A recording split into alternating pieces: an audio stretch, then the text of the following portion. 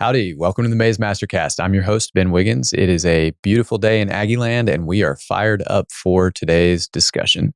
As president and CEO, Matt Prochaska has led the Brazos Valley Economic Development Corporation since September 2017.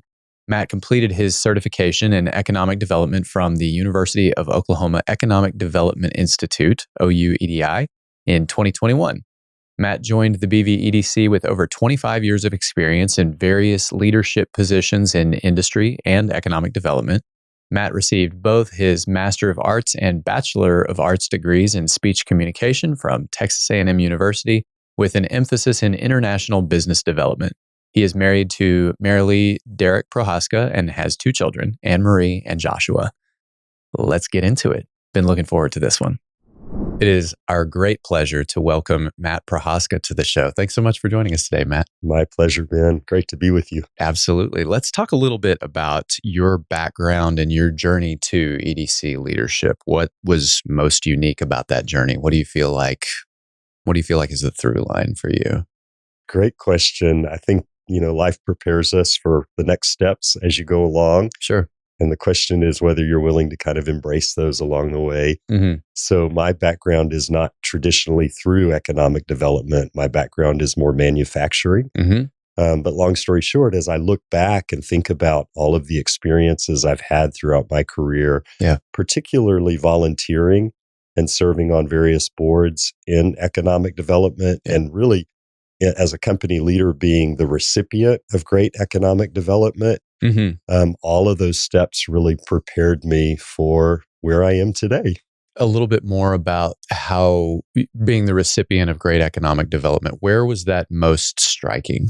Yeah, definitely working at the state and particularly the local level. Mm-hmm. So I think a lot of companies don't realize the amazing resources that are out there for, when you think about economic development, small business development, loans, advice on your company, all kinds of things that are available, skills development, a lot of different assets, training opportunities, resources that are available to companies at that local level.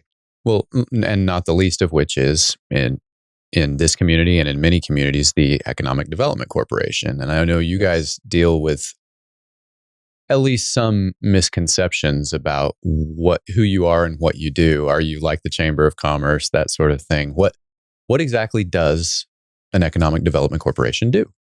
Yeah, so we're very unique when it comes to that. And again, different economic development organizations can be set up differently. Mm-hmm. Ours in particular is what's called a 501c6. So we are a not-for-profit. Right. And what we do is we really help the community grow from a job standpoint. So if you just break it down to the very basic essentials of what we do, it's job creation. Right. And that can come kind of through three different avenues. One is through entrepreneurs like yourself starting a brand new venture, which, as you hire people and grow your business, that occurs. Mm-hmm. The next is through our existing industry. So a company that may already be established in the community that just wants to grow. Mm-hmm. And then the third is what most people think of in terms of traditional economic development. And that's attracting like a brand new business that's never been in the community to literally relocate here in the Brazos Valley. Right. So launching, growing, and locating that's the moniker. Businesses. Beautiful. What are the biggest opportunities of doing that specifically in the Brazos Valley, and what are the biggest challenges? Yeah, let's start with the opportunities. So they are plentiful. Yeah. I think the primary thing is just our location and then our access to talent. When you think about where we're located, we're just beautifully spot in the middle of the state, so to speak, between Houston, Dallas, Austin, and San Antonio. Yeah. There are others that have written books now about this that we are, I think they're estimating the Texas economy is the 8th largest economy in the world. Quite something. Bigger than some countries. Yeah. The Texans love that. And so just that economic vitality and the powerhouse of our triangle, the Texas Triangle is what it's called, is phenomenal. The other thing is our proximity to and our collaboration with Texas A&M University and the system, when you think about the talent here in the community, it's overwhelming, honestly, and it's a joy. I mean, here we are on the campus of Texas A&M University recording this. Yes. It's just a reminder of the incredible asset that's represented there. And then, you got to throw this one in because we're Aggies, the Aggie Spirit. Yeah.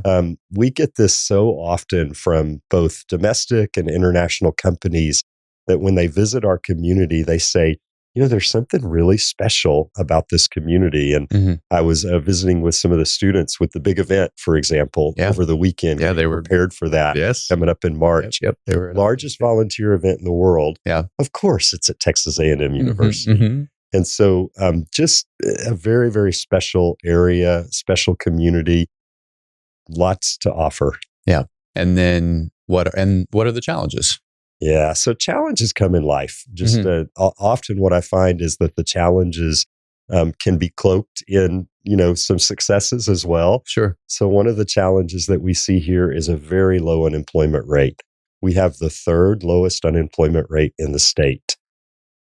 Also, with growth, you can imagine there's challenges as we think about our, peak of traffic from 5 to 5:15 p.m. every evening. Yeah. We're fortunate, obviously, not to have some of the woes of some of the larger metros. Right. But those are things we have to watch out for and really plan for. So those are probably two things that come to mind. Yes. Sounds good. Yeah. What are we doing to plan for the future of this community such that we don't end up running into Houston traffic, Austin traffic, all of that down the road? I know people are thinking about this. Really smart people are spending a lot of time thinking about this. What's the approach to keeping College Station golden in 2050, 2100? Like what's the plan for that?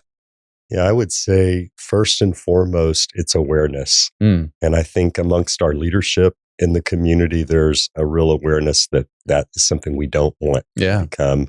As a result of that, it's really all about mobility and transportation. Sure. And multiple modes of transportation. So kind of broadening our Texas minds a little bit. Yeah. It's about Interstate I-14, which will come through this area. It's about our Metropolitan Planning Organization, the MPO. It's about the RMA, the Regional Mobility Authority. All of these kinds of things help us when it comes to that infrastructure. But beyond that, we're thinking about things like our airport and growth there. I know we recently had kind of a setback with United leaving, but American is hopefully going to step up the game a bit. Sure. But probably the one that's the most sort of eye-opening or exciting in my mind is Texas Central Railway.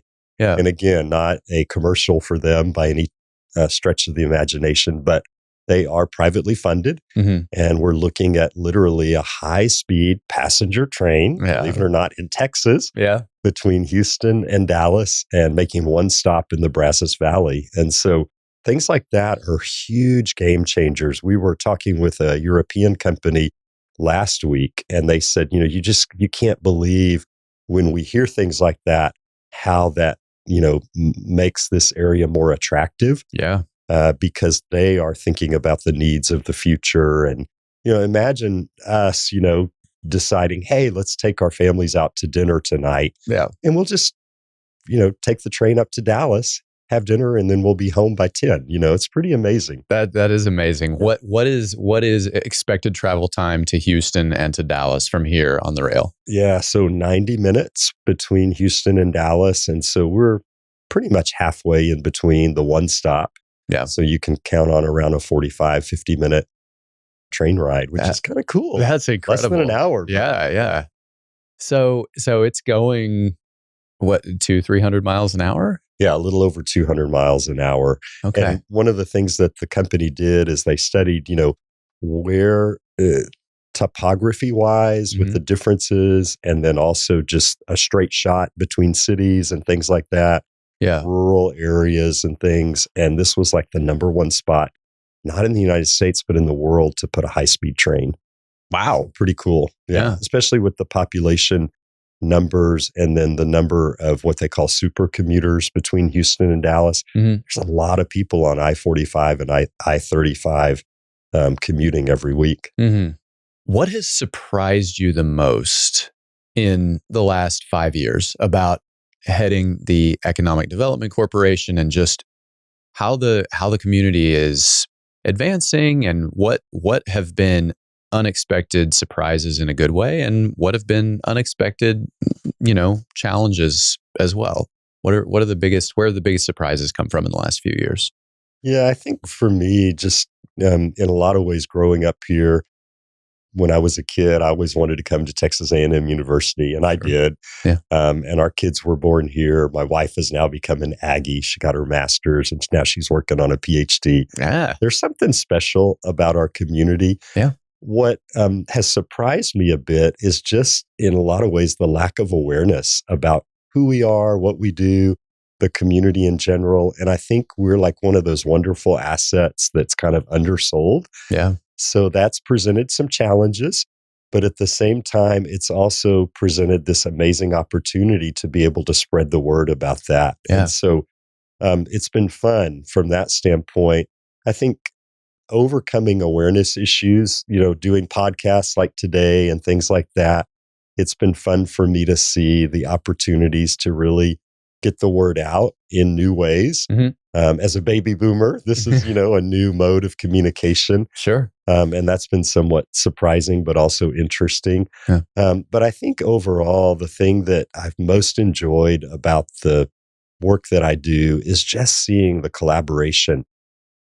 Growth is one of those things that, there's a few naysayers along the way, but even the folks that don't necessarily, want to grow immediately from an economic standpoint, once you kind of dig into what are their issues, and they talk about, they don't want traffic or they don't want higher taxes, Mhm. and you can talk through some of those things, and people understand that, providing new jobs at higher wages and new opportunity with technology, it's something that brings people together. Mhm. Everybody can get excited, about Fujifilm's growth, for example, Yes. or not that we were involved in it, but seeing, the different retail establishments that come to the area. Yeah.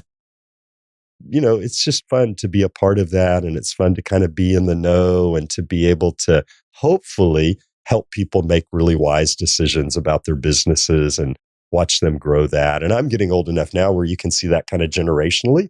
So that's kind of fun too. Yes, we're shooting a show with the National Center for Therapeutics Manufacturing, whom we met through you. Fantastic. And we're very excited to talk about them and Fujifilm and, all those relationships over there. Jenny Ligon does excellent work, and their whole team. She's been our point of contact, but Great. We're very excited about that show. So in terms of the growth, is there a how much is too much type of, like, what do you feel like is the sweet spot? Or maybe conversely, is there something that would become a red flag to you in terms of, I feel like this may be growing at a rate that we like, that we're in danger of drifting into the territory we talked about earlier. What do you watch out for as the community continues to develop? Yeah, so that's one of the things I've really appreciated about our leadership.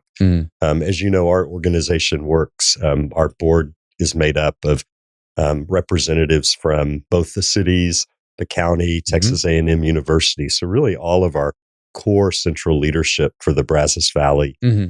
And I think the thing that I've appreciated the most is that there's a real thoughtful perspective on our growth. And so it's not like, just throwing stuff on the wall to see what sticks. It's more about thinking through, is this part of our strategy overall? Will this enhance our quality of life for the community? Yeah. Does this company increase the average annual salary? Does this company bring the same type of values of community and really involvement in that, in the community to us?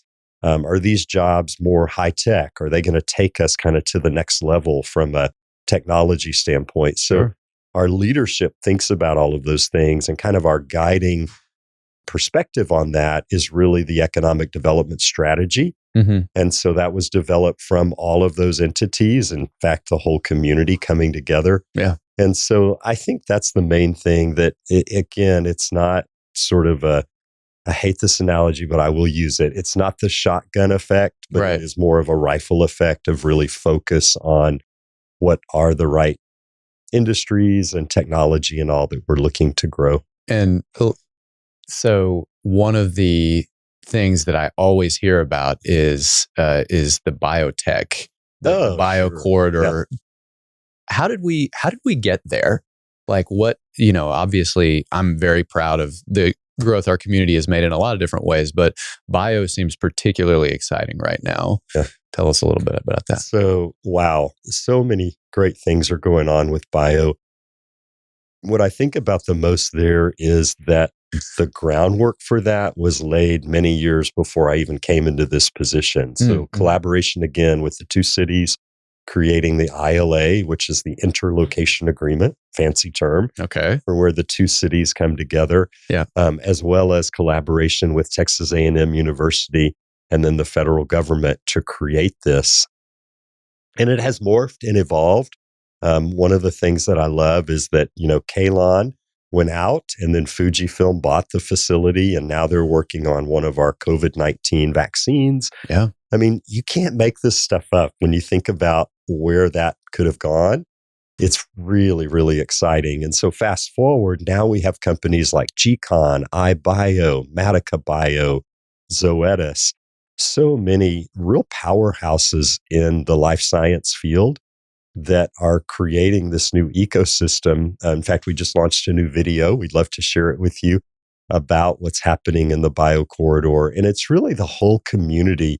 It's a reputation that's growing. Austin may have its tech, but I've heard folks in Austin say, yeah, but the Brazos Valley has its bio. And we really do. The other thing that's really cool, very quickly, is just that Texas A&M University, again, lends such support for talent, research, innovation. Because if you think about it from a life science standpoint, we have the Health Science Center, which is like our human health, so to speak. You've got the vet school, which creates kind of the whole animal science side as well as animal health. And then you've got AgriLife, the plant side. And so we like to say we have the trifecta of life sciences, but it's pretty cool. Yeah, that's great. That's great. And you have mentioned the slew of different ways you've been able to make connections and build relationships, some a little more unorthodox than others. What is the most off the wall connection that's made a big impact on the community? That's a great question. So my staff really loves to razz me about this and tease me about it. But really, economic development just happens in the by and by as we go through life together. There are some leads that come to us in a very direct fashion, through the traditional governor's office straight down to our local office. Sure. And then there's leads that just come as we do life together. And probably the funniest way that that's happened is, I like to work out at the gym. And so oftentimes what will happen is, because I talk a lot about economic development, like in the media or I'm in the paper or whatever, is company owners or, different entrepreneurs will come up to me and say, hey, I've heard about what you do. Can we talk? Can we meet? And can you spot me, bro? Yeah, exactly. Some of the most unorthodox leads have come to me through actually working out at the gym. That's great.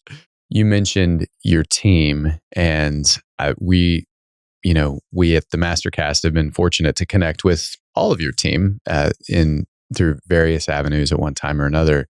But one of the things that we talk about a lot here at Maze is the idea of transformational leadership. And how do you connect the dots on that? What does that phrase mean to you? Yeah, so for me, it's all about leadership and it's about the team. I look at my job and my success based on how well my team does. And so equipping them, providing a really stable environment for them to really flourish, providing new opportunities for them to stretch themselves and grow. Especially as I get more mature, I think, in my career, I'm looking more at, so to speak, kind of the next generation of leadership coming up. Sure. And so my goal is really to do that. Obviously, we've got an amazing board and an amazing leadership level through, our different jurisdictions and entities that we work with. Yeah. But for me, that really comes to bear in the local team that I'm able to be a part of. And I just love being with them and serving together. And definitely you can see that the sum is greater than the parts. Yes. So it's pretty cool. That's fantastic. What excites you the most about what's happening in economic development, maybe in general, just in terms of new technologies or, ways of connecting people or something that's happening locally or both? Oh man, to me, economic development is one of the most exciting fields around. So I think, especially from a technology standpoint, one of the things that I've most enjoyed, and I'm not just saying this because we're doing a podcast, but seeing the different ways that media can play a part in that awareness factor. Yeah. We're working with another publication locally where, we're going to be able to really focus on particular industries and help to attract talent. Because we think about our unemployment rates being so low, we have to really think about, okay, how are we going to provide the people to take on these new jobs in that whole process? So that's been a big part of what I've enjoyed. I think the other thing is this is an industry that's very collaborative. Yeah. Even though we compete against the other major, metros and communities in the state of Texas, the industry itself really comes together with really cool support. Not surprisingly, again, this is not a commercial, but really Texas offers the best in economic development from our state industry group all the way to the governor's office. I think this is the 11th year that Texas has won the top economic development award of all 50 states. And we're proud of the fact that the Brazos Valley was able to win that 2 years in a row, which is kind of unprecedented. And that's called the Community Economic Development Award. Yeah. So just very humble and grateful that we live in such a great area. Yeah. Yeah. It's Texas is, as a state, is very pro business and pro economic development. Absolutely. And I think that pays dividends for the community. I think there are other places, and I won't name any names, where I think there's this sort of prevailing mistrust of business. And I think that is, I think it's misplaced. It is, I think business and, economics and all of that are inherently good. And sometimes the result of a business interaction is wealth inequality and income inequality.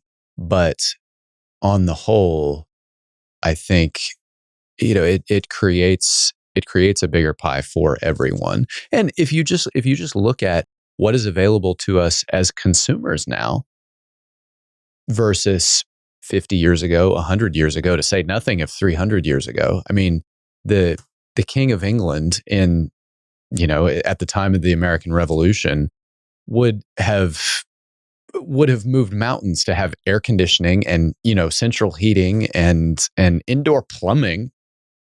So I don't know. I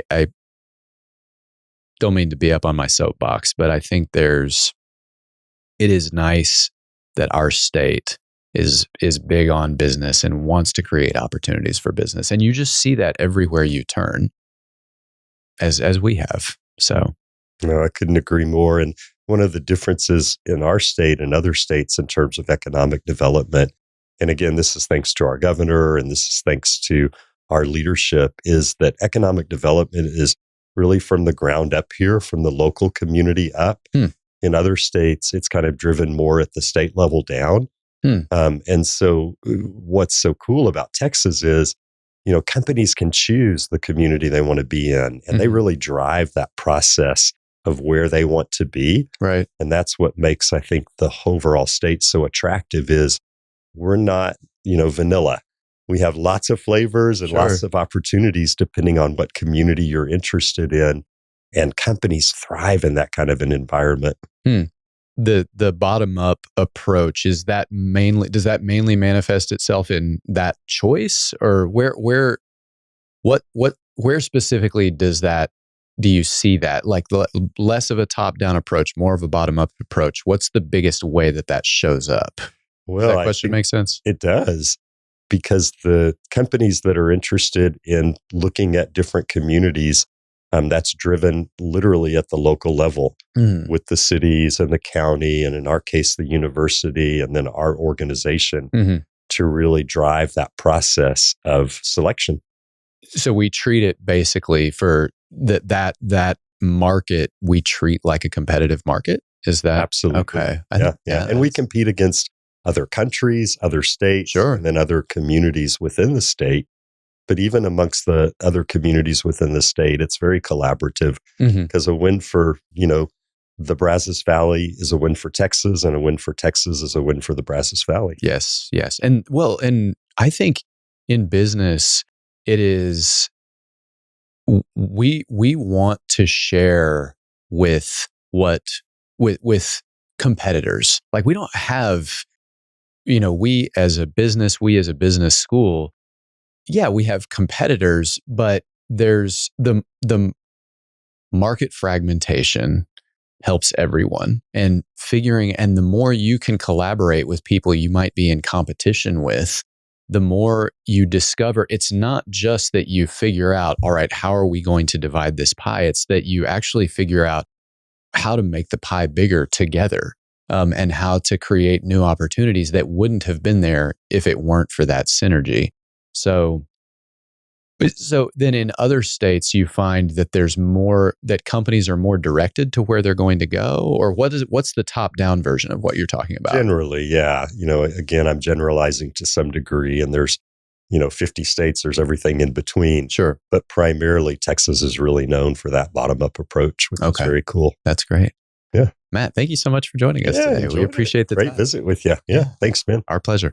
Thanks for watching today's episode. We're going to do something slightly different for our top 3 takeaways today. There was really one overriding theme in today's episode, and that is opportunity in the Brazos Valley area. As Matt pointed out, the Texas Triangle, Texas A&M, the arrival of I-14, the Texas Central Railway. The other thing that I think is noteworthy is how well the various parties seem to play together here, whether it's the university, the cities of Bryan and College Station, Brazos County, or private investors. Everyone seems to have this team-first attitude Matt described. It's really a pleasure being a part of all this and watching this community arrive. That's our big takeaway today. And now let's close with a quote. All self-help boils down to choosing long-term over short-term. Naval Ravikant. Thanks for watching. We appreciate you. Thank you for watching. We appreciate your support. Drop us a like below and feel free to leave a comment if you wish. We appreciate positivity and constructive feedback. Don't forget to subscribe to stay up to date on our latest episodes and bonus content.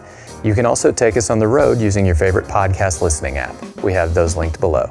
If you'd like to know more about Mays Business School or our guests, visit mays.tamu.edu/podcasts. Talk with you soon.